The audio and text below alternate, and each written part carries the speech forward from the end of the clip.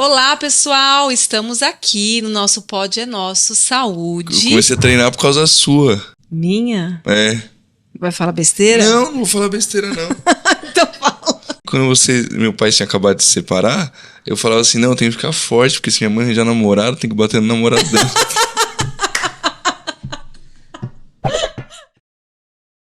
A mulher tem muito mais enxaqueca do que o homem. Por exemplo, você sofreu muito de enxaqueca. Muitos homens sofrem de enxaqueca, porém muito mais mulheres. Ele pergunta isso. E justamente o período menstrual é um período que aparece muito a enxaqueca.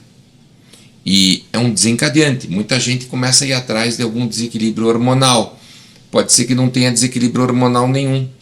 Pode ser que a mera flutuação normal dos hormônios está desencadeando. Então, esse conceito de desencadeante é muito importante, porque atrás do desencadeante tem a causa. Sim. E a causa é essa má gestão dos estímulos sensoriais, ou seja, você viajou, passou por isso, passou por aquilo, e isso tudo ativou os centros da dor no teu cérebro. Quais, assim, os casos mais importantes e mais, assim, como eu posso dizer, mais corriqueiros que vocês têm dentro de uma Home Doctor? São casos variados, a idade, como é que é? Renata, a gente trabalha com pacientes de todas as complexidades, né? Então, desde aquele paciente que foi para o hospital, como eu te falei, ele teve um AVC, né, um acidente, o derrame, né? Vamos assim, para o leigo, só o derrame, entender, né? Para as pessoas entenderem. Então, lá, teve um derrame, foi para o hospital e saiu com uma dificuldade de comer, com a mão torta, né? Por conta da sequela. Então, esse paciente que precisa... que a família precisa aprender a cuidar deste doente numa outra necessidade, né? Então, são pacientes que a gente fala de baixa complexidade e que a gente vai fazer um treinamento de cuidador, um treinamento para esse novo momento de vida, né? Tá. Até pacientes muito complexos, né? Paciente de UTI em casa, que a gente leva paciente que precisa de ventilação mecânica, paciente que tem traqueostomia, que precisa de enfermagem 24 horas, psicólogo, fisioterapeuta, fono, médico, enfermeiro, curativos muito complexos. O cotonete, ele deveria existir ou você é contra cotonete? Maria, se eu pudesse fazer assim, tirava cotonete. Eu tinha um professor na faculdade que ele falava isso. Eu falava, gente, cotonete, quem que inventou o cotonete? Então, o cotonete para você poderia sumir para o espaço. Podia, com certeza. Por quê? O que a gente precisa mudar a nossa chavinha é que todo mundo tem a ideia de que cera é sujeira. Enquanto você pensa nisso, você quer tirar a cera de dentro de você. É o normal. Quando a gente muda a chavinha e fala, cera é proteção, gente. Cera é proteção. Então, deixa dentro de mim. Né? E a gente só tira a proteção que o próprio ouvido manda para fora, cada um de um lado aqui.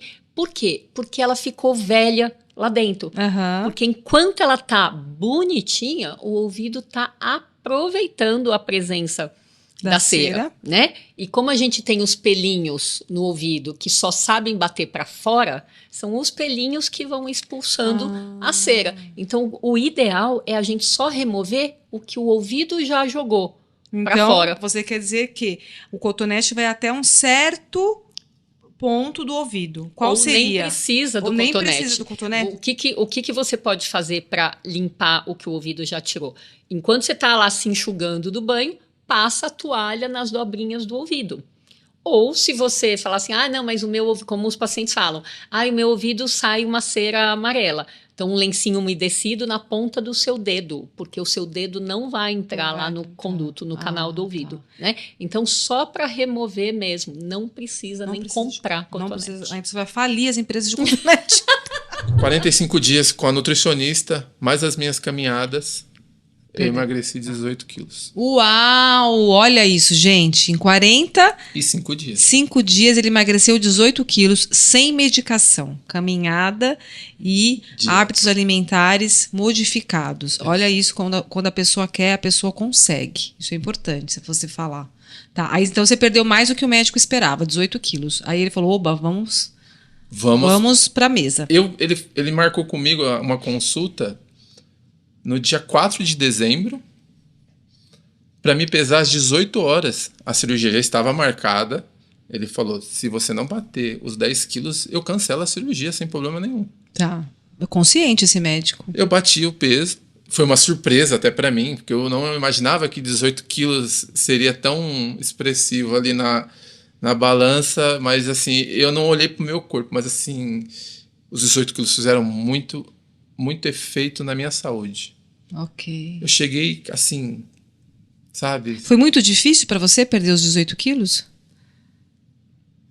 Foi muito... O que você sentiu mais falta quando você estava nesse processo da perda em 45 dias? Eu sentia falta de comer pão. Carboidrato. Eu queria que você falasse um pouquinho sobre a prevenção com que você faz lá no seu consultório. O que você usa para prevenir em relação à parte, não sei se vou dizer correto, mas mais invasiva? Tá. Em relação ao envelhecimento da pele. Ao envelhecimento da pele, né? Exatamente. Prevenir o envelhecimento da pele. Olha, vamos pensar numa mulher de 25 anos. Ela não precisa de muito, mas se ela quer prevenir o envelhecimento, o que a gente chama hoje de prejuvenation, que as mulheres estão muito preocupadas porque elas viram as suas mães tratarem, ela precisa usar o básico, ela precisa lavar a pele com um produto que não seja muito alcalino, então nada de sabonete em barras, sabonetes líquidos de acordo com o tipo de pele, se é uma pele mista, oleosa ou seca. Usar um protetor solar, que é importante, e no máximo uma hidratação com um antioxidante. Então ela pode utilizar uma vitamina C de manhã, pode usar um hidratante à noite e tá tudo certo. Já aos 35, esses cuidados precisam ser melhorados, porque o ritmo de perda de colágeno acaba sendo um pouco maior. Então aí talvez seja um bom momento dela começar a cuidar, aumentando o skincare, a suplementação entra muito bem nessa idade e também algumas tecnologias que estimulam o colágeno. Nessa fase ela não perde tanto colágeno, mas a renovação da pele, que acontece de forma mensal, ela fica mais lenta e mais comprometida. Então a mulher aos 35 nota que a pele dela não tem o mesmo viço, o mesmo brilho, já começa a ter algumas manchas, algum sinal de fotoenvelhecimento, e as primeiras ruguinhas finas podem surgir em áreas de muita movimentação facial, como a área dos olhos. Então nessa fase eu oriento a pessoa a usar e a estimular e a tratar em consultório com tecnologias que ajudem na renovação celular e a desinflamar a nossa pele, né? Essas tecnologias seria laser. Lasers, ultrassons, luzes, não necessariamente lasers agressivos. Ok.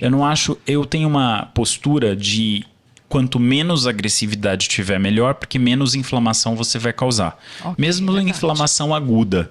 Existem casos que a gente precisa de uma inflamação aguda controlada e limitada para provocar o estímulo de colágeno. Muitas indicações terapêuticas, gente, tanto na parte da nutrição, controle de peso, dor, né?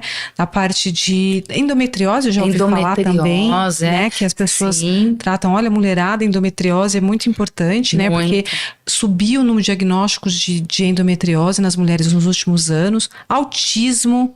Uma pergunta, assim, não sei se você vai poder responder, mas o número de autismo, diagnóstico de autismo cresceu demais. É assim, um exponencial gigante. E a cannabis, né, todos esses compostos, está ajudando muito no tratamento de autismo. Isso é o quê? Isso é porque a gente estão fazendo mais exames, então estão detectando mais? É um viés, né, que tem aí, né? Ou é porque simplesmente, não sei, deu aí um boom de autismo, alguma coisa na alimentação, estilo de vida, hábito. Que isso, gente? Porque tá demais, né? É verdade, Renata. Eu nem gosto de entrar nesses méritos, porque eu sou da medicina funcional, né?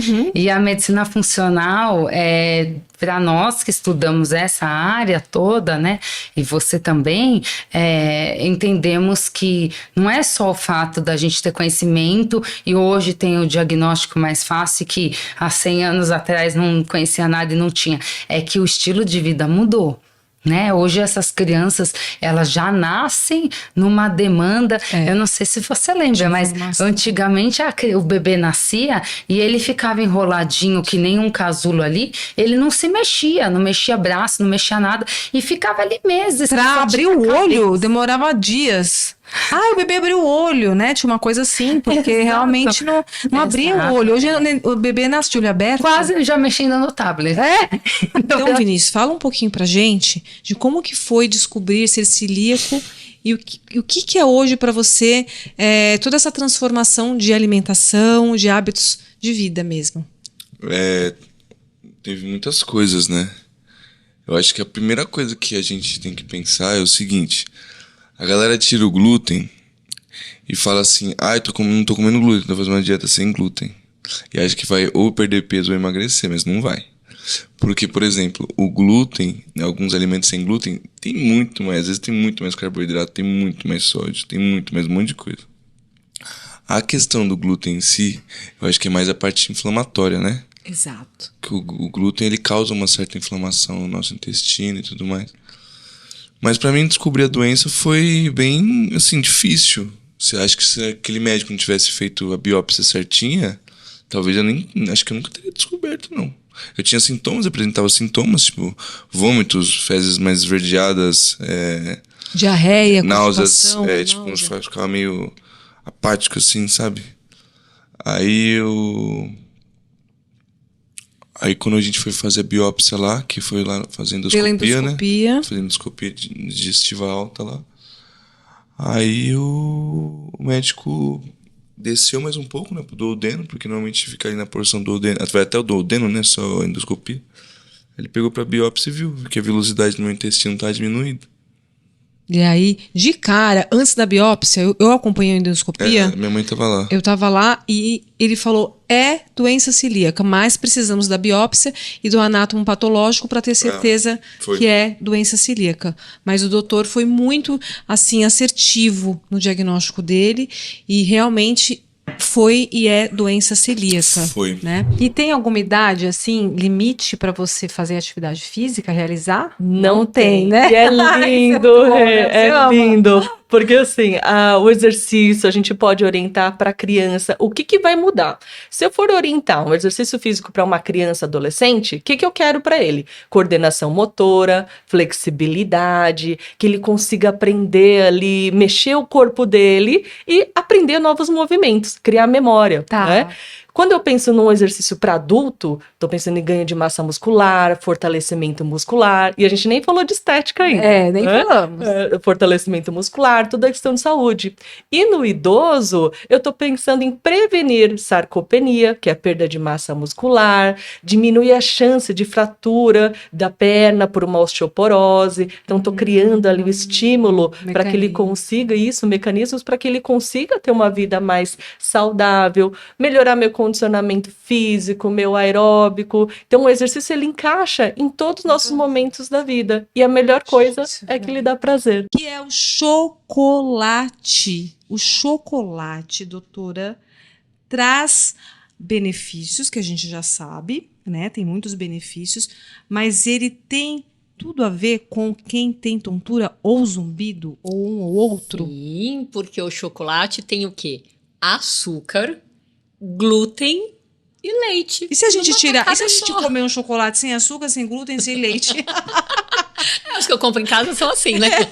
Tudo bem? Chocolate 70%, né? Então, a ideia é que as pessoas têm esse sistema digestivo com vulnerabilidade, com sensibilidade diferente, né, aos alimentos inflamatórios. Mas, teoricamente, apesar do chocolate ter os benefícios, dependendo do sistema digestivo onde ele vai, né, se conectar, vai gerar malefício também. Então, eu acho que o chocolate é algo para a gente olhar com parcimônia. Não adianta se apaixonar loucamente e falar assim, só quero ele na minha vida. Tá. Mas a gente tem que ter, assim, olha, tem coisas boas, tem coisas ruins, e qual é o efeito que ele está causando em mim? Eu sempre fui muito intuitiva, né? Sempre fui uma pessoa muito intuitiva.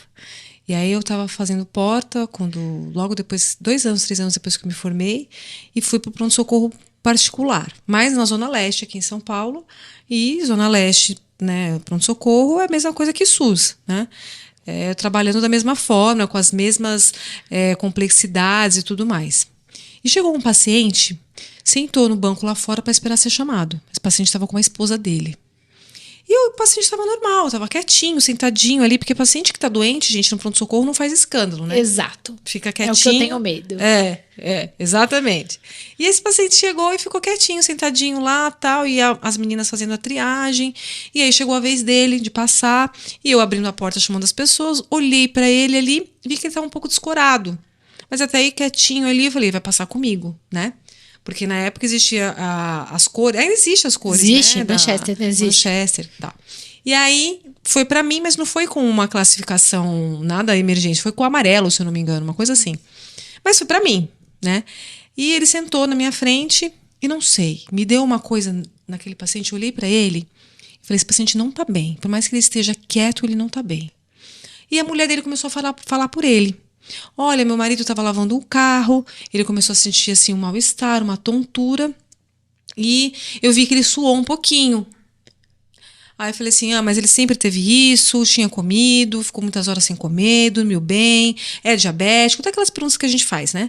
E ela, não é diabético, dormiu bem, nós fomos na formatura da minha filha ontem, ela se formou, a gente estava super feliz, chegamos um pouco tarde, e hoje ele resolveu lavar o carro, ele mesmo em casa, tal, mas eu resolvi trazê-lo. Eu falei, bacana, vou auscultar, vou examinar o paciente, mas com aquela intuição.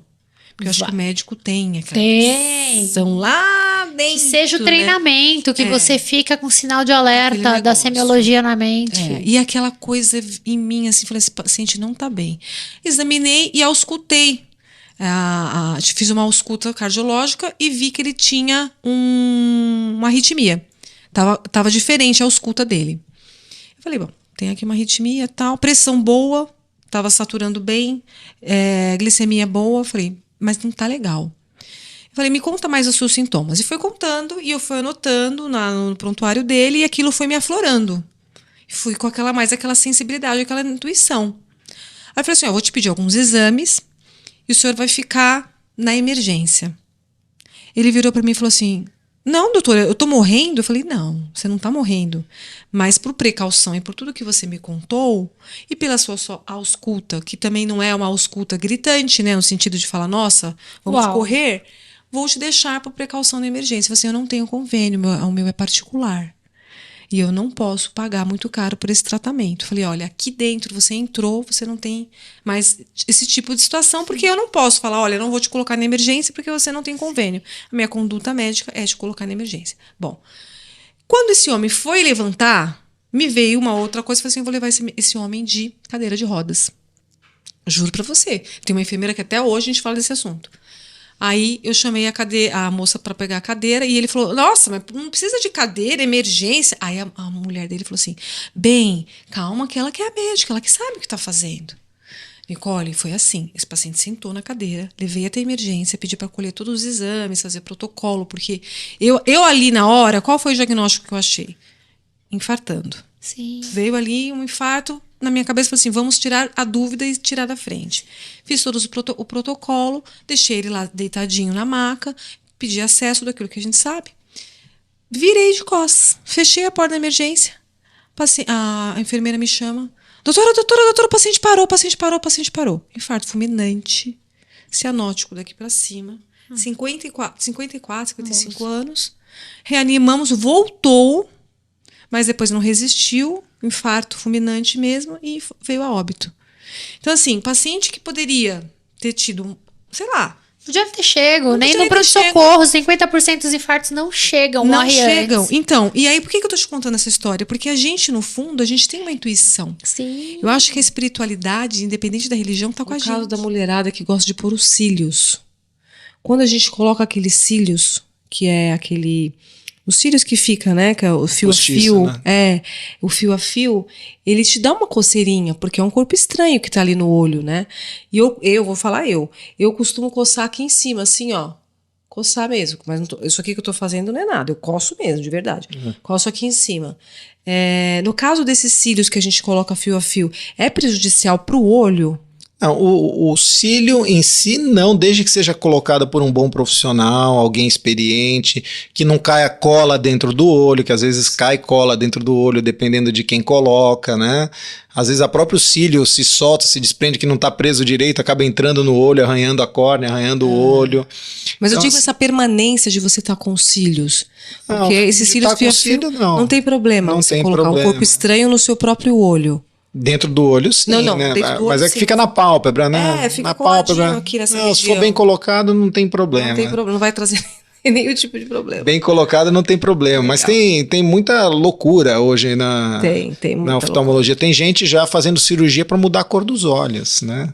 Isso existe? Existe cirurgia para mudar, e tem várias técnicas diferentes, assim. Então a ideia da minha consulta é fazer a pessoa entender que ela pode tudo a hora que ela quiser. Ah, isso é perfeito, gente. Porque a pessoa, senão a pessoa fica esperando o final de semana, quando chega... Aquela recompensa. Aquela recompensa. E não é assim, às vezes o teu corpo pede, você tá numa TPM, não sei, por um momento difícil, e você vai acumulando aquilo no final de semana, quando chega o final de semana você explode. Então você tem que respeitar suas vontades, né? E outra, trabalhar com a sua realidade. O que você gosta? O que funciona na sua rotina? Se é uma rotina mais corrida, então vamos tentar fazer coisas práticas pro seu dia a dia, né? E colocar coisas que você consiga levar, que você consiga ter na bolsa, que não estrague, que você consiga fazer, deixar pronta a semana inteira. Você tem que se adequar à realidade do paciente. Exatamente. Você pode montar um plano lindo, maravilhoso, com tudo calculadinho ali do jeito que você quer, mas não tem a ver com a realidade do paciente. Ele não vai seguir. Então, o mais importante é a adesão desse paciente. O que ele vai conseguir fazer? O vômito melhora a enxaqueca. Muita gente que sofre de enxaqueca quando vomita melhora. Infelizmente, alguns não, mas a maioria melhora. Por quê? Lembra que eu falei de passagem que o grande problema aí na enxaqueca está na base do cérebro. E na base do cérebro, bem ali naquela região, tem um lugar que na neuroanatomia chama locus ceruleus. E é lá que é o centro da zona quimiorreceptora do gatilho, que é onde a gente vomita.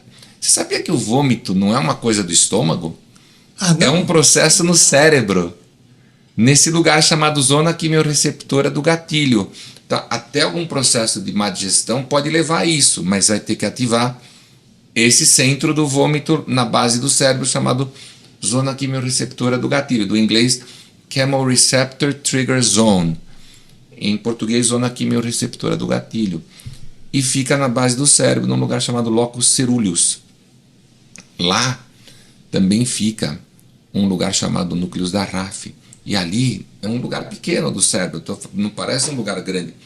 Ocorre um dos mais raros neurotransmissores no cérebro, que é a serotonina. Duas novas tecnologias que estão sendo lançadas lá e que devem chegar logo no Brasil.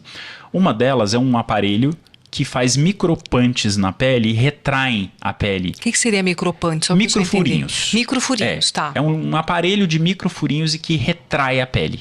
É incrível o resultado. Então, pensando numa questão cirúrgica aí, alguém que tem flacidez... Pode prolongar mais, adiar um pouquinho mais a cirurgia. Apenas. Em uma sessão. Uma sessão.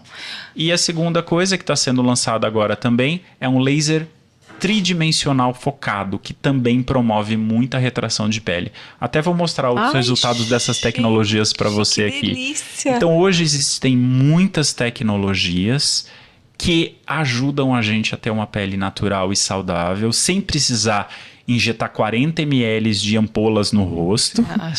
E eu falo, depois que a gente morre, quero fazer ver como é que tá esses produtos todos. É mesmo, né?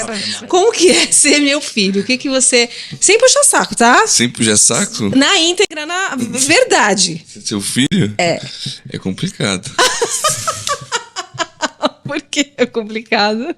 Tô brincando. Não, fala sério. É maravilhoso. É? É, não tenho nem o que reclamar. Você é uma mãe que...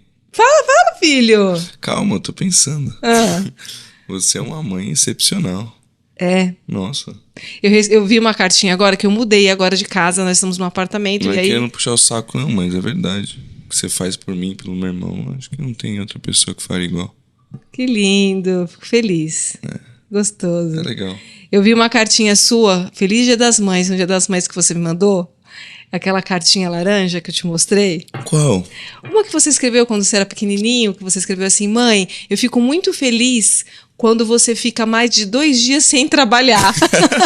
O canabidiol, como a Renata falou, ele pode ser muito interessante para ansiedade. Tá. Então, existem vários estudos. Os Estados Unidos fez muito estudo em ansiedade dos adolescentes em falar em público. Então, eles não conseguem falar, não conseguem apresentar o trabalho na escola, chega lá na frente no palco, fica em pânico. Então, começaram, não queriam usar nenhuma droga sintética que levasse a uma alteração nesses adolescentes, começaram com essa substância que é natural da planta, é um fitocomposto da planta, que é o canabidiol. E eles observaram que esses adolescentes, quando fazem uso desse tipo de substância, conseguem melhorar a ansiedade de falar em público. Olha. Então, o canabidiol, ele tem esse potencial ansiolítico. Tá. Né? Então, o canabigerol pode ter esse grande potencial nessa parte metabólica, melhorando a resistência insulínica. Né? O THC tem um grande potencial no controle da dor. Ah, isso é fantástico. Eu adorei quando eu li sobre isso. Muito bacana. Quem hoje não tem dor, gente? Hoje a dor é incapacitante, né? As pessoas às vezes perdem a qualidade de vida por dor. Uma dor crônica que às vezes nem tem cura, né? Exatamente. Alguma dor osteomuscular, dependendo da idade, ou algum pós-trauma. Então, quando eu li sobre o canabidiol ou THC em relação à dor crônica, é fantástico. Esse é um item, é um vibrador. Olha. Ele é um vibrador anal. Anal. Anal com aplicativo. Calma então, aí, Camila. É muita informação, gente. Esse é interessantíssimo. É? Muito. Esse daí parece um relógio. Então, ele é um item que pode ser usado para o casal. Isso é um anel peniano. Porém, ele tem uma curiosidade incrível. Isso mesmo. Aí o que acontece? Esse anel, ele tem um aplicativo. Nesse aplicativo, esse anel, ele vai dizer quantas calorias esse homem queimou na hora que ele estava transando. Não, para tudo! Corta esse podcast. Como assim? Não esqueçam de se inscrever no nosso canal, tá? O Pod é nosso e, lógico, o Pod é nossa saúde. Até mais.